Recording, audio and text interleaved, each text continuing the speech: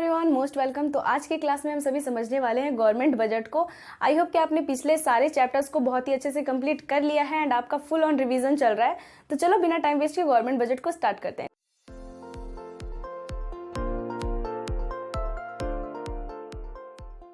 Alright, तो सबसे पहले जो टॉपिक हमें समझना है दैट इज गवर्नमेंट बजट है क्या। ठीक है, तो चलो सबसे पहले यही समझते हैं कि गवर्नमेंट बजट होता क्या है। So government budget is a statement of, देखो गवर्नमेंट बजट जैसे is a statement of expected receipts and expenditure of government for a financial year. इससे क्या समझ में आता है कि गवर्नमेंट बजट जो है वो बस एक स्टेटमेंट है, ओनली अ स्टेट, एक स्टेटमेंट है और statement of expected receipts and expenditure. ठीक है, एक्सपेक्टेड रिसीट्स एंड एक्सपेंडिचर मतलब कि कितना रिसीट्स होने वाला है, मतलब कितना आने वाला है पूरे टोटल इकोनॉमी में और कितना जाने वाला है। ठीक है, कितना एक्सपेंडिचर होने वाला है, इसका बस एक ये स्टेटमेंट है, तो इसे ही हम बोलते हैं गवर्नमेंट बजट। देखो गवर्नमेंट बजट जो है वो ईच एंड एवरी गवर्नमेंट बनाते हैं, वेदर वो सेंट्रल बैंक के सेंट्रल गवर्नमेंट हो, अदरवाइज वो अगर स्टेट गवर्नमेंट है तो वो भी अपना बजट बनाते हैं। और ये बजट जो है वो हमारे कंट्री में 1 फरवरी को हमारे जो फाइनेंस मिनिस्टर होते हैं उनके द्वारा अनाउंस किया जाता है। और करेंटली क्योंकि अभी फाइनेंस मिनिस्टर निर्मला सीतारमन है तो she use to announce budget on 1 February every year. Okay, इसीलिए 1 फेब को हमारा बजट जो है वो आता है। ठीक है, अब यहाँ पे क्या है कि देखो इसको मैं एक एग्जांपल से बताती हूँ। अगर आप मार्केट जाते हो शॉपिंग करने के लिए, ठीक है, एंड आपके पास 5000 रुपीज़ हैं, तो आप वो 5000 रुपीज़ का एडजस्टमेंट तो करोगे ना कि कहाँ पे कौन कौन से मतलब 5000 रुपीज़ में कौन से टॉपिक पे, मतलब कौन सी कैटेगरी में कितना स्पेंड करना है और कितना बच जाना चाहिए मार्केट से आते वक्त, है ना। ये सभी चीज़ों का आप एक मतलब बजट तैयार करते हो ना कि हाँ 5000 रुपीज़ है, इससे अधिक खर्च नहीं होना चाहिए, 5000 रुपीज़ ही खर्च होना चाहिए। कहीं जाते हो खरीदने के लिए कुछ भी ड्रेस वगैरह तो बताते हो ना कि मतलब सोचते हो ना कि मेरा बजट तो 2000 का ही है तो मुझे 2000 तक का ही खरीदना है, इससे अधिक नहीं होना चाहिए। तो जैसे आप एक एक्सपेक्टेड स्पेंड करने का एक एक्सपेक्टेड लिमिट बनाए हो, उसी तरह से सरकार भी जो है वो एक एक्सपेक्टेड लिमिट बनाती है रिसीट्स एंड एक्सपेंडिचर का, कि टोटल इतना रिसीट्स होगा, इतना एक्सपेंडिचर होगा। ठीक है, तो इसे ही हम बोलते हैं government budget. Okay, government budget में मेनली 2 कंपोनेंट्स आते हैं। ठीक है, मतलब बजट में जो है वो गवर्नमेंट जो है वो 2 चीज़ों को सम्मिलित करते हैं और वो 2 चीज़ें जो है वो है आपकी रिसीट्स एंड एक्सपेंडिचर। ठीक है, बट इसे समझने से पहले हमें समझना है ऑब्जेक्टिव्स ऑफ गवर्नमेंट बजट, कि गवर्नमेंट बजट का क्या ऑब्जेक्टिव है। ठीक है, क्यों ये तैयार किया जाता है, इसका क्या उद्देश्य है तैयार करना। ठीक है, क्या हो अगर नहीं तैयार किया जाए तो क्या होगा। So budget is not only a statement, ये बस एक स्टेटमेंट नहीं है कि कितने रिसीट्स आ रहे हैं या कितने एक्सपेंडिचर हो रहे हैं, बस एक स्टेटमेंट नहीं है, but it also shows the reflection of government. But ये गवर्नमेंट का रिफ्लेक्शन भी दर्शाता है कि गवर्नमेंट जो है वो कैसा काम कर रहे हैं आपकी कंट्री में, क्या वो अच्छा काम कर रहे हैं, क्या फाइनेंशियली आपका कंट्री स्ट्रॉन्ग कंट्री बन रहा है कि आप बस। तो यहाँ पे क्या है कि but it is a reflection of government policies, ये गवर्नमेंट के पॉलिसीज का रिफ्लेक्शन है। देखो यहाँ पे मैंने बोला कि गवर्नमेंट बजट जो है वो एक फाइनेंशियल ईयर कब तैयार किया जाता है। अब ऐसा नहीं है कि 2 साल 3 साल 4 साल का होगा, नहीं, ओनली 1 फाइनेंशियल ईयर। जैसे कि फाइनेंशियल ईयर क्या होता है, 31 मार्च को एंड होता है, 1 अप्रैल टू 31 मार्च जो है वो आपका फाइनेंशियल ईयर होता है। अगर 5-6 साल का अगर बना है तो वो फिर बजट नहीं पॉलिसी हो जाएगा। ठीक है, तो and set of objectives that government seeks to achieve over time, मतलब और इससे पता चलता है कि गवर्नमेंट का क्या उद्देश्य है, वो किस और अपने कंट्री को ले जाना चाहते हैं और ये कौन कौन से उद्देश्य हैं इनके जो ये एक लिमिटेड टाइम पीरियड में अचीव करना चाहते हैं, कौन कौन से फाइनेंशियल गोल्स हैं गवर्नमेंट के जो गवर्नमेंट पूरा करना चाहते हैं और हमारे कंट्री के इकोनॉमी को एक स्ट्रॉन्ग इकोनॉमी बनाना चाहते हैं। ठीक है, ये सारी चीज़ें हमें गवर्नमेंट के बजट से पता चल जाती है। देखो कभी कभी बजट जो है वो अच्छा होता है, पॉकेट फ्रेंडली हो जाता है हमारा, एंड कभी बजट ऐसा भी आ सकता है जिससे कि लोगों को प्रॉब्लम होता है ना। तो बहुत टाइप के बजट हमारे गवर्नमेंट जो है वो लेकर आते हैं। जैसे कि रिसेंटली अभी वाला जो बजट की बात करें तो देख लेना, अभी मैं बजट तो पढ़ा नहीं रही, चलो देखते हैं आगे। देखो इसमें कौन कौन से मेन काम हैं, ठीक है, कौन कौन से मेन ऑब्जेक्टिव हैं गवर्नमेंट बजट के। तो सबसे पहला है मैनेजिंग पब्लिक सेक्टर एंटरप्राइज, मतलब पब्लिक सेक्टर क्या होते हैं, वैसे सेक्टर जिनका नियंत्रण और प्रबंधन, मतलब जिनका मैनेजमेंट जो है वो गवर्नमेंट करे। ठीक है, जिनका मैनेजमेंट जो है वो गवर्नमेंट करते हैं, तो इनको मैनेज करने का काम, ठीक है, क्योंकि ये वेलफेयर के लिए काम करते हैं सोसाइटी के, इनका मेन मोटिव जो है वो प्रॉफिट अर्न करना नहीं होता है, तो इस पे गवर्नमेंट का जो है वो मेन नज़र होता है और इसे बजट में हमेशा इंक्लूड किया जाता है। लाइक कि अगर पब्लिक सेक्टर जो है वो बहुत अच्छा काम कर रही है, वेलफेयर की ओर जा रही है, तो फिर गवर्नमेंट उसे और सपोर्ट करते हैं, उन्हें फंड्स वगैरह प्रोवाइड करवाते हैं। एंड इफ़ अगर इनको प्रॉफिट अर्न करना है या प्रॉफिट की ओर जा रही है, देन इनका प्राइवेटाइजेशन भी कर दिया जाता है। ठीक है, तो इस तरीके से गवर्नमेंट जो है वो पब्लिक सेक्टर पे भी ध्यान बहुत देते हैं। देन है आपका इकोनॉमिक स्टेबिलिटी। इकोनॉमिक स्टेबिलिटी क्या होता है? स्टेबिलिटी का मतलब होता है संतुलन। ठीक है, मतलब कि मार्केट में किसी भी इकोनॉमी में ना तो इन्फ्लेशन अच्छा है ना ही डिफ्लेशन अच्छा है। इन्फ्लेशन होगा महंगाई बढ़ेगी, एंड डिफ्लेशन होगा तो पैसों की कमी हो जाएगी, लोग और गरीब हो जाएंगे, मतलब लोगों के पास पैसे नहीं रहेंगे। तो ना इन्फ्लेशन अच्छा है ना डिफ्लेशन अच्छा है। तो गवर्नमेंट जो है वो क्या करती है कि ऐसा बजट लाऊं, मतलब अगर इन्फ्लेशन हो रखा है पिछले वर्ष, तो गवर्नमेंट चाहती है कि ऐसा बजट लाया जाए कि इस साल ये इन्फ्लेशन जो है वो कम हो जाए। तो इसे कम करने के लिए वो क्या करती है, टैक्स रेट्स वगैरह बढ़ा देगी इस साल। ठीक है, और अगर डिफ्लेशन है तो घटा देगी। समझे? तो इस तरीके से गवर्नमेंट जो है वो अपने बजट के थ्रू स्टेबिलिटी बनाने का प्रयास करती है मार्केट में, सो दैट कि बहुत इन्फ्लेशन भी ना हो जाए, बहुत डिफ्लेशन भी ना हो जाए। ठीक है, देन है आपका redistribution of income and wealth. जैसे हमारा कंट्री में क्या है ना, एक आय का असमान वितरण है। इसका मतलब क्या है आय का असमान वितरण? इसका मतलब यह है कि जो अमीर लोग हैं वो बस अमीर अमीर अमीर होते जा रहे हैं, और जो गरीब लोग हैं वो बस गरीब ही रह रहे हैं। क्यों ऐसा हो रहा है? क्यों गरीब बढ़ नहीं पा रहे हैं और क्यों अमीर बहुत बढ़ जा रहे हैं? तो इसका मेन रीज़न है कि एक जो अमीर लोग जो हैं, जो भी पार्ट है एक लोगों का, वो बस मतलब वो लोगों पे इक्वली डिस्ट्रीब्यूट नहीं कर रहे। वो जितना एम्प्लॉयमेंट प्रोवाइड करवाना चाहिए था वो नहीं कर रहे, जितना उनको इन्वेस्ट करना चाहिए था अपने कंट्री के इकोनॉमी पे वो उतना नहीं कर रहे हैं। तो इसीलिए होता है कि अमीर लोग के पास जो है वो पैसा रह जाता है, और जो बाकी लोग हैं जिनके पास जाना चाहिए उन तक नहीं पहुंच पाता है। ठीक है, तो यही है आय का असमान वितरण। लेकिन यहाँ पे ये समझना है कि गवर्नमेंट जो है वो इसे कैसे मैनेज करती है, इनकम एंड वेल्थ को कैसे गवर्नमेंट मैनेज करती है कि हाँ किसके पास कितना इनकम होना चाहिए, कितना वेल्थ होना चाहिए। तो ये सभी मैनेज होते हैं इनकम टैक्स से। जैसे कि जो लोग बहुत ज़्यादा अर्निंग कर रहे हैं, जैसे जैसे उनका इनकम बढ़ता जाता है, वैसे ही वैसे उनका जो है वो टैक्स रेट भी बढ़ता जाता है। मतलब वो जितना अर्न करेंगे उतना अधिक उन्हें टैक्स देना होगा। और जो गरीब लोग हैं उनको सब्सिडीज प्रोवाइड किए जाते हैं, पेंशन्स वगैरह दिए जाते हैं, और उनको टैक्स नहीं देना पड़ता है। जैसे अभी रिसेंटली जो बजट आया है उसमें हमने देखा कि 7 लाख रुपीज़ तक जो है वो एग्जम्प्टेड है, मतलब टैक्स नहीं देने पड़ेंगे। मतलब जो लोग 7 लाख रुपीज़ तक अर्न करेंगे उनको टैक्स नहीं देना पड़ेगा। मतलब लोग अब ठीक है, मतलब 7 लाख रुपीज़ तक अर्न कर रहे हैं, मतलब वो बहुत अच्छी बात है। लेकिन अगर जो 7 लाख से अधिक कर रहे हैं उनको टैक्स देना पड़ेगा। ठीक है, अलग अलग कैटेगरी वाइज टैक्स डिवाइडेड होता है। तो यहाँ पे क्या होगा कि जो लोग अधिक अर्न कर रहे हैं वो अधिक टैक्स देंगे, तो उनके पास इनकम कम होगा, और जो लोग कम अर्न कर रहे हैं जैसे कि 7 लाख तक, तो उनको टैक्स नहीं देना पड़ेगा, तो उनका इनकम ज़्यादा होगा। ठीक है, तो इस तरीके से अमीर वाले भी बराबर आ जाएंगे और जो कम इनकम वाले हैं वो भी बराबर आ जाएंगे। ठीक है, और इस तरीके से मार्केट में जो है वो वेल्थ और इनकम जो है वो बराबर डिस्ट्रीब्यूट होगा। ठीक है, then the thing is allocation of resources. Allocation of resources का मतलब है कि आपका जो रिसोर्स है, जैसे कि जो वैसे प्रोडक्ट जो ज़्यादा नीडी नहीं है, जिनका ज़रूरत नहीं है इकोनॉमी में, वैसे प्रोडक्ट पे हाई रेट लगा दिया जाता है, और वैसे प्रोडक्ट जो हमारे इकोनॉमी के लिए अच्छा है और सही है, ऑर्गेनिक है, उन सभी प्रोडक्ट पे टैक्स जो है वो कम कर दिया जाता है। लाइक बीड़ी, सिगरेट, गांजा, ठीक है, ये सभी जो चीज़ें हैं वो हमारे इकोनॉमी के लिए सही, मतलब हमारे ज़्यादा नीड की आवश्यकता की चीज़ नहीं है, बट फिर भी उनमें टैक्स, मतलब फिर भी उनका प्रोडक्शन होता है, तो गवर्नमेंट इनसे हाई टैक्स लेती है। ठीक है, वहीं अगर खादी वस्त्र उद्योग हो गया या घरेलू उद्योग, छोटे छोटे जो उद्योग वगैरह हो गए, तो इन पे गवर्नमेंट जो है वो लो टैक्स लेती है, सो दैट कि इनको प्रमोट किया जा सके। ठीक है, ये हो गया, हमने ऑब्जेक्टिव समझा, गवर्नमेंट बजट क्या है ये समझा। अब हमें समझना है कि गवर्नमेंट बजट में कौन कौन से 2 कंपोनेंट्स आते हैं, कौन कौन सी 2 चीज़ें आती है। तो ये मैंने आपको डिफिनेशन में भी बता दिया कि इसमें एक्सपेक्टेड रिसीट्स एंड एक्सपेंडिचर आते हैं। ठीक है, तो इसे हम बोलते क्या है, कैसे लिखना है, कैसे समझना है, अब समझेंगे। देखो, गवर्नमेंट बजट के जो है वो 2 मेन कंपोनेंट्स होते हैं। ठीक है, ये है आपका गवर्नमेंट बजट, इसके 2 मेन कंपोनेंट्स हैं। सबसे first thing is budgetary receipts and the other is budgetary expenditure. Budgetary receipts क्या है? तो total estimated receipts of a government in a financial year. ठीक है, बजटरी रिसीट्स क्या है? Total receipts of a government, total estimated receipts of government in a financial year. मतलब एक government का एक इकोनॉमी में जितना टोटल रिसीट्स आ रहा है, जितना भी रिसीट्स आ रहा है, कोई भी सोर्स से आए, वो सारे बजटरी रिसिट्स हैं, ठीक है। लेकिन एक बात ध्यान रखना, क्योंकि ये बजट है तो ये एस्टिमेटेड होता है, कंफर्म नहीं है।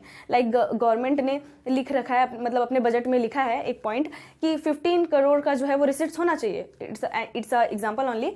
15 करोड़ का इस रिसिट्स आएंगे, तो कहाँ से आएंगे, किस सोर्स से आएंगे, ये सारे एस्टिमेटेड। ये जो 15 लाख या करोड़ जो मैंने बोला, ये जो अमाउंट है ये एक एस्टिमेटेड है, पता तो नहीं कि आएगा कि नहीं आएगा, बट है फिर भी एस्टिमेटेड है। तो ये जो आपका है वो है बजटरी रिसिट्स, ठीक है। वहीं इसी तरह का एक एक्सपेंडिचर के लिए भी बना दिया गया है कि इतना एक्सपेंडिचर होगा, एस्टिमेटेड अमाउंट, तो वो है बजटरी एक्सपेंडिचर, ठीक है। अब देखो बजटरी रिसिट्स भी दो तरह के हैं।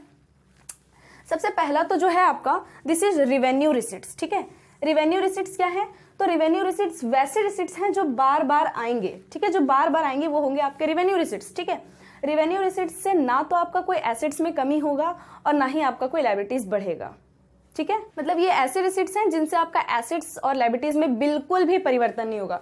ना तो आपका एसेट्स बढ़ने वाला है और ना तो आपका एसेट्स कम होने वाला है, ना ही आपका लायबिलिटी जो है वो बढ़ने वाला है। ये दोनों में से एक भी काम इसमें रिवेन्यू रिसिट्स में नहीं होगा। बट इन कैपिटल रिसिट्स, अगर हम कैपिटल रिसिट्स की बात करें तो कैपिटल रिसिट्स वो रिसिट्स होते हैं जो एक ही बार होते हैं, ठीक है। ये बार बार नहीं होंगे। रिवेन्यू रिसिट्स बार बार होंगे बट कैपिटल रिसिट्स बार बार नहीं होंगे, ये एक ही बार होंगे। बट इनसे जो है वो आपका एसेट्स भी कम हो जाएगा और लायबिलिटीज भी बढ़ जाएगा, ठीक है। मतलब ये काम इसमें होना है, ठीक है। अब यहाँ पे आपका है रिवेन्यू रिसिट्स। तो रिवेन्यू रिसिट्स दो तरह के हैं। सबसे पहला जो है वो आपका है टैक्स और दूसरा है नॉन टैक्स रिसिट्स। टैक्स में आपके आ जाएंगे जितने भी टैक्स गवर्नमेंट लेते हैं हमसे, वो सारे गवर्नमेंट के रिवेन्यू रिसिट्स हैं जो कि हम बार बार देते हैं, ठीक है। इनसे ना तो गवर्नमेंट का कोई एसेट्स इंक्रीज, ना तो कोई एसेट्स डिक्रीज होता है और ना ही इनका कोई लायबिलिटी बढ़ता है। इनको बस फ्री का मिल जाता है, ठीक है। लायबिलिटी कब बढ़ेगा, जब वो कहीं से लेंगे, ठीक है ना, किसी से उधार लेंगे, पे करने के बाद पे लेंगे, ऐसे तो नहीं बढ़ेगा ना। तो वही है यहाँ पे कि टैक्स जो है वो गवर्नमेंट को हम फ्री दे देते हैं, अपने अर्निंग पे उन्हें टैक्स फ्री दे देते हैं। मतलब टैक्स तो उनको बस ऐसे ही आ जाता है, फ्री का आता है ना गवर्नमेंट को।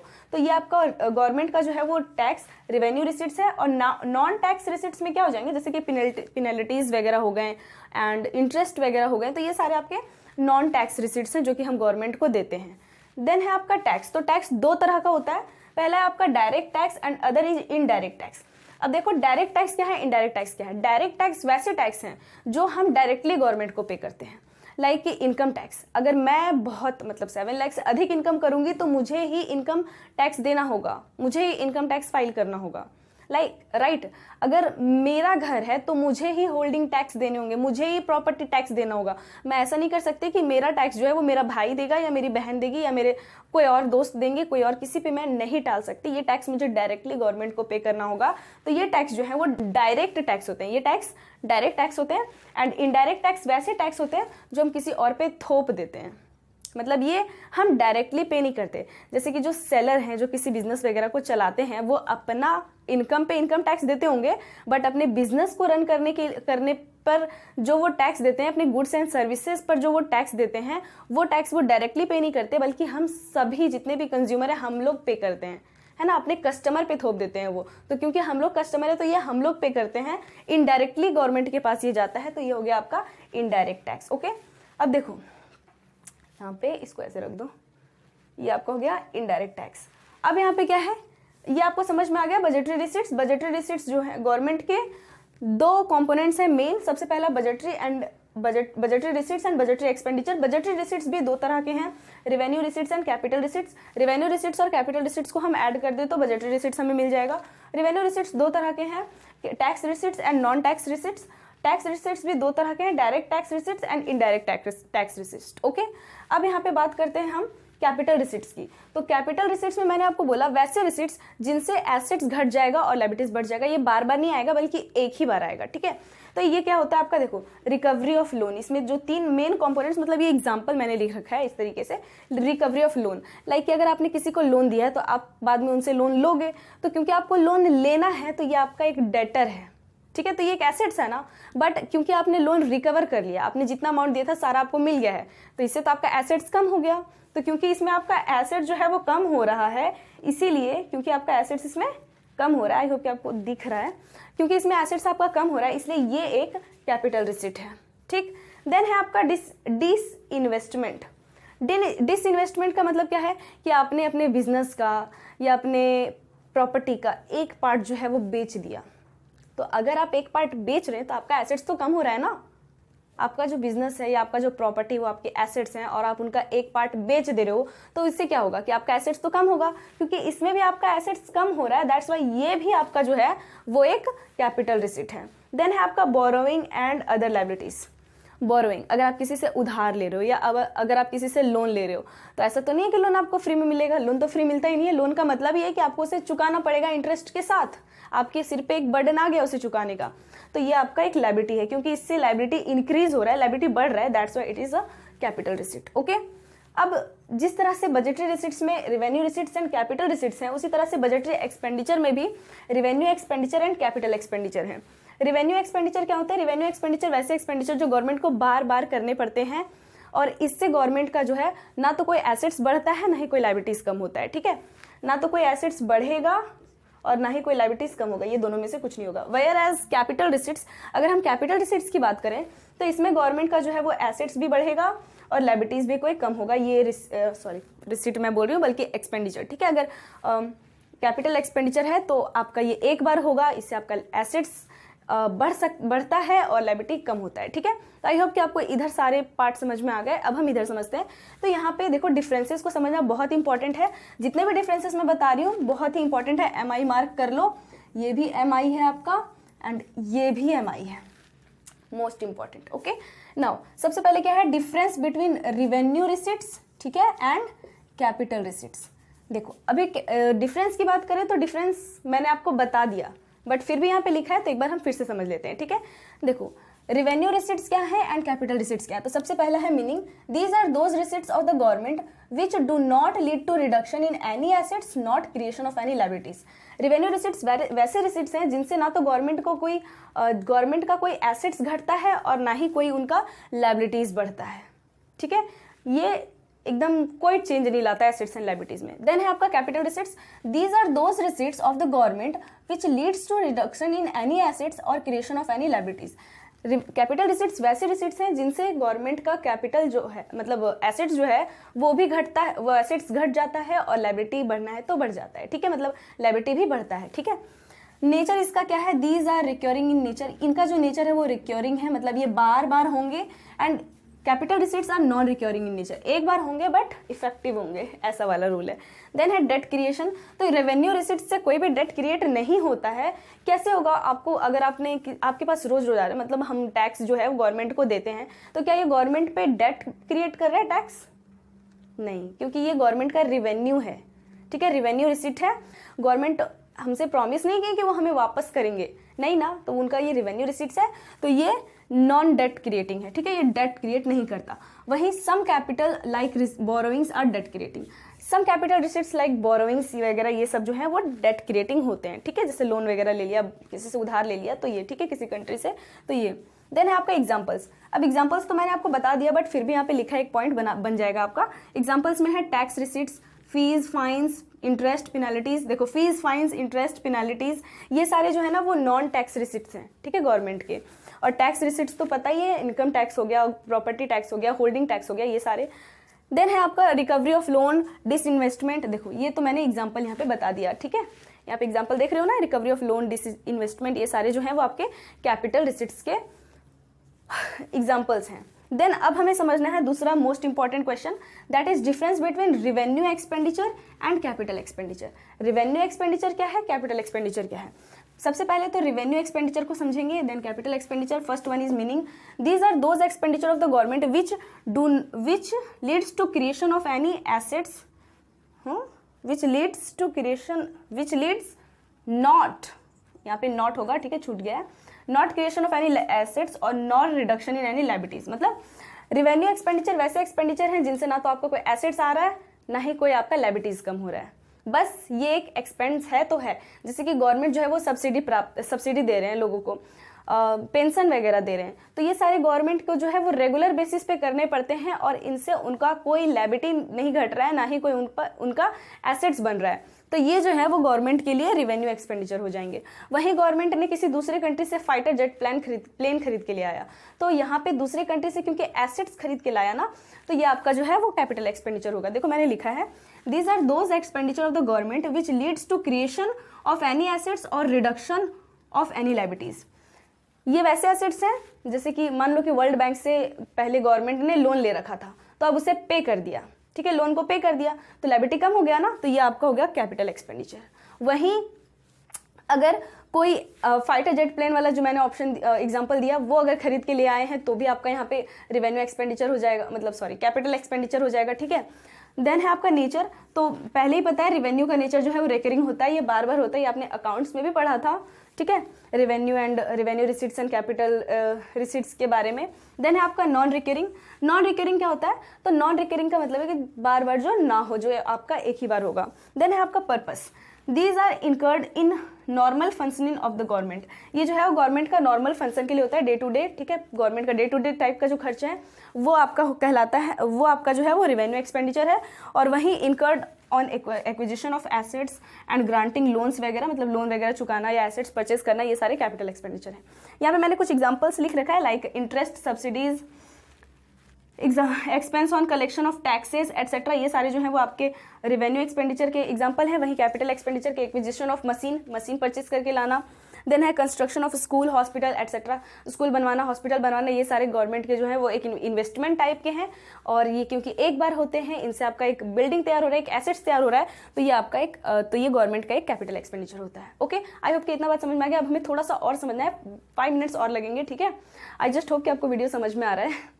अब हमें समझना है सिचुएशन इन गवर्नमेंट बजट, मतलब गवर्नमेंट बजट जब तैयार करते हैं तो इनमें कौन कौन से सिचुएशन आते हैं, ठीक है। तो ये सिचुएशन कौन कौन से हैं आप सभी को बेटर पता होगा कि जब भी हम कोई भी बजट तैयार करते हैं तो कभी क्या होता है ना कि हमें उससे ज़्यादा एक्सपेंस कर देना पड़ता है। कभी होता है कि हाँ जितना बजट है, जितना रिसिट्स मतलब जितना है उतना इक्वल में हो गया, या फिर कभी होता है कि कभी कभी बच भी गया। तो यही सिचुएशन जो है वो गवर्नमेंट के साथ भी होता है। तो यहाँ पे मैंने लिख रखा है, इसे समझते हैं। सबसे first situation is balanced budget. Balanced budget क्या होता है, it is a situation when budgetary expenditure is equal to budgetary receipts. मतलब जितना भी बजट आपने बनाया है, ठीक है, उसमें बजटरी एक्सपेंडिचर जितना भी एक्सपेंस है, मतलब बजटरी एक्सपेंडिचर और बजटरी रिसिट्स जो हैं वो दोनों इक्वल हैं, तो उन्हें हम बोलते हैं बैलेंस बजट, ठीक है। इसमें क्या है, ठीक है, budgetary expenditure is equal to budgetary receipts, या फिर आप बोल सकते हो total expenditure is equal to total receipts. Okay, ये याद रखना। Then the second thing is surplus budget. Surplus budget क्या होता है, तो जब in the situation when budgetary receipts are greater than budgetary expenditure, मतलब जो रिसिट्स हैं वो अधिक है एक्सपेंडिचर से। मतलब आपके पास 10,000 रुपीज है और आपने 8,000 एक्सपेंस किया है, तो जो 2,000 एक्स्ट्रा बच गया दैट इज कॉल्ड सरप्लस, ठीक है। तो यहाँ पे गवर्नमेंट के साथ भी कुछ ऐसा ही होता है कि जब गवर्नमेंट के पास जितना भी मतलब रिसिट्स जो है वो अधिक वो बनाते हैं और एक्सपेंडिचर कम रखते हैं, तो वो सरप्लस बजट कहलाता है, ठीक है। और ये देखो बजट क्या है, ये सच में नहीं हो रहा, मतलब ये एक एक्सपेक्टेड अमाउंट है, एक स्टेटमेंट है जिसपे ये सारी चीजें लिखी गई हैं। तो अगर गवर्नमेंट जो है वो बजटरी रिसिट्स को अधिक बताते हैं बजटरी एक्सपेंडिचर से, तब ये सिचुएशन जो है वो सरप्लस बजट कहलाता है। एंड ये तब होता है जब मार्केट में इन्फ्लेशन हो, ठीक है, जब मार्केट में इन्फ्लेशन हो तो सरप्लस बजट बनाया जाता है। इन the situation of inflation surplus budget is prepared by the government, ठीक है। इसमें आप लिख सकते हो फॉर्मूला दैट, यहाँ पे आप लिख सकते हो total revenue is greater than total expenditure. Okay, now अब हमें समझना है डिफिसिट बजट। डिफिसिट बजट जो है वो घाटे का बजट होता है। इसमें रेवेन्यू जो है वो टोटल रेवेन्यू जो है वो कम होता है, बट एक्सपेंडिचर जो है वो अधिक होता है, ठीक है। तो यहाँ पे मैंने लिख रखा है, it is a situation when budgetary receipts are less than budgetary expenditure. Budgetary receipts जो है वो बजटरी एक्सपेंडिचर से कम है और ये इन्फ्लेशन की स्थिति में बनाई जाती है। अगर किसी भी इकोनॉमी में पहले इन्फ्लेशन रहा है तो उसके जो गवर्नमेंट हैं वो डिफिसिट बजट बनाएंगे। इसमें क्या है देखो, in situation of inflation surplus budget is, sorry यहाँ पे सरप्लस नहीं होगा बल्कि डिफिसिट होगा, मैंने गलती से सरप्लस लिख दिया है। Deficit budget is prepared by the government. Deflation की स्थिति में, यहाँ पे भी डिफ्लेशन होगा, इन्फ्लेशन नहीं होगा, डिफ्लेशन, हाँ, तो सरप्लस बजट डिफ्लेशन की स्थिति में जो डिफिशिट बजट जो है वो गवर्नमेंट के द्वारा प्रिपेयर किया जाएगा, ठीक है। इसमें क्या होता है कि टोटल रिवेन्यू जो है वो less than total expenditure, okay, total revenue is less than total expenditure, इसे हमेशा ध्यान रखना। नाउ अब हमें क्या समझना है कि ये डिफिसिट बजट भी कितने तरह के होते हैं, ठीक है, क्योंकि ये सारे तो ठीक है समझ में आ गए। डिफिसिट बजट के बारे में थोड़ा सा और जानना है कि देखो बजटरी डिफिसिट्स आर ऑफ 3 टाइप्स। ये कितने टाइप्स के हैं? 3 टाइप्स के। और ये 3 टाइप्स कौन कौन से? पहला है revenue deficit, then it is fiscal deficit, then it is primary deficit, okay. तो देखो रिवेन्यू डिफिसिट क्या है? तो excess of expenditure over revenue. Expenditure जब अधिक होता है रिवेन्यू से एक्सपेंडिचर जो है अधिक है, इसमें आप लिख सकते हो total expenditure minus total revenue, क्योंकि इसमें जो है वो टोटल एक्सपेंडिचर जो है वो अधिक है टोटल रिवेन्यू से, तब ये बजट जो है रिवेन्यू बजट जो है वो तैयार किया जाता है। Then it is fiscal budget. Fiscal budget क्या है? Excess of total expenditure over total receipts. मतलब इसमें क्या है, टोटल एक्सपेंडिचर जो है वो टोटल रिसीट्स से टोटल रिसीट्स और टोटल एक्सपेंडिचर अधिक है, टोटल एक्सपेंडिचर, ठीक है, जितना भी बजटरी एक्सपेंडिचर हुआ है टोटल एक्सपेंडिचर अधिक है और टोटल रिवेन्यू जो है वो कम है, तो इसे हम बोलते हैं फिस्कल डिफिसिट। इसमें आपका total expenditure is greater than total receipts, ठीक है। देन है आपका प्राइमरी डिफिसिट। प्राइमरी डिफिसिट क्या है? तो फिस्कल डिफिसिट में हम जितने भी इंटरेस्ट पेड को लेस कर देंगे तो ये आपका प्राइमरी डिफिसिट निकल जाएगा, ठीक है। मतलब कि अगर प्राइमरी डिफिसिट कैलकुलेट करने को बोला जाए तो पहले फिस्कल डिफिसिट कैलकुलेट करना पड़ेगा, देन आपको उसमें इंटरेस्ट जितने भी पे हुए हैं उसे लेस करने होंगे, तब आपको पता चलेगा प्राइमरी डिफिसिट, ठीक है। तो प्राइमरी डिफिसिट का फॉर्मूला आप लिख सकते हो फिस्कल डिफिसिट, एफडी मैं लिख रही हूँ शॉर्ट में, माइनस इंटरेस्ट पेड, ठीक है। ये इंटरेस्ट पेमेंट, ये आपका जो है वो प्राइमरी डिफिसिट का फॉर्मूला है। आई होप कि आपको ये क्लास भी बहुत अच्छे से समझ में आ गया। अगर आपको ये क्लास अच्छे से समझ आ गया then do share with your friends and please support us, do like if you want this type of contents. Bye bye, have a good day.